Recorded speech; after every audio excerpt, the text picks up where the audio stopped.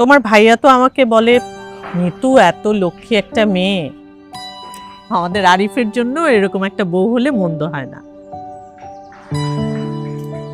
আর আমি ভাবলাম ঘরের মধ্যে এত সুন্দর এত লক্ষ্মী একটা মেয়ে থাকলে আর বাইরে পাত্রী খোঁজাখুঁজি কেন?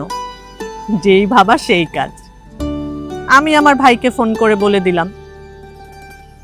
আর আমার ভাই তো তোমাকে প্রথম দেখাই প্রেমে পড়ে গেল। শুধু কি প্রেম, একেবারে মজনু হয়ে গেল। তারপর মেল ট্রেনের গতিতে তোমাকে তার মনের কথা বলে দিল।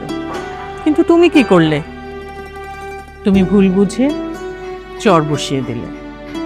বেচারা ভীষণ কষ্ট পেয়েছে, তাই কাল চলে গেছে। আর যাওয়ার সময় বলে গেছে হৃদয়হীন এই শহরে সে আর কোনোদিন আসবে না। আমি আসলেই বুঝতে পারিনি। এখন আর সরি বলে লাভ কি? জীবনে অনেক ইচ্ছা ছিল বিয়ে করে সুখে শান্তিতে একটা সংসার করবো, অথচ আপনি তো আমার গাইবে বিয়ে বানিয়ে দিলেন। যাই হোক, বিয়ে যেহেতু করা হলো না, আর তো কিছু করেন না। তোর আর বিয়েটা হলো না রে। সেটাই। আমি যে কদিন ইরাকে পড়েছি ওটা ভালোবেসে পড়েছি আমি। আরে সরি সরি প্লিজ সরি।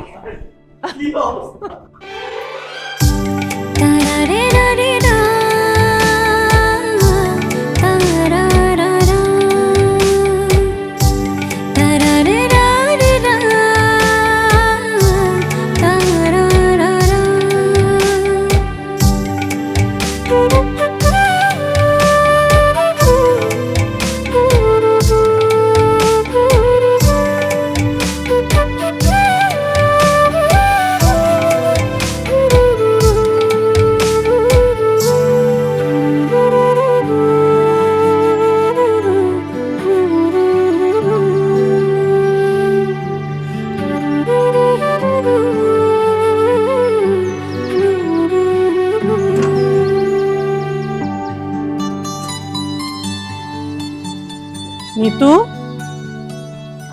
কি খুঁজছো? না না কিছু খুঁজছি না, ওই এমনি আর কি। যাকে তুমি খুঁজছো সে আর নেই।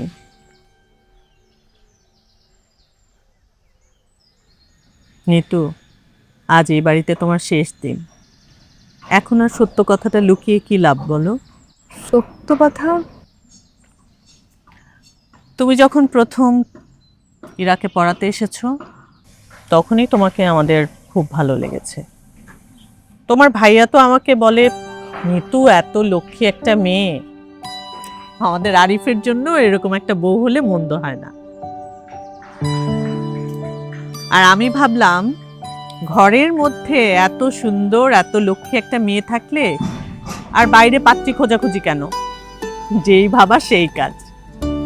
আমি আমার ভাইকে ফোন করে বলে দিলাম। আর আমার ভাই তো তোমাকে প্রথম দেখাই প্রেমে পড়ে গেল। শুধু কি প্রেম, একেবারে মজনু হয়ে গেল। তারপর মেল ট্রেনের গতিতে তোমাকে তার মনের কথা বলে দিল। কিন্তু তুমি কি করলে? তুমি ভুল বুঝে চর বসিয়ে দিলে। বেচারা ভীষণ কষ্ট পেয়েছে, তাই কাল চলে গেছে। আর যাওয়ার সময় বলে গেছে হৃদয়হীন এই শহরে সে আর কোনোদিন আসবে না।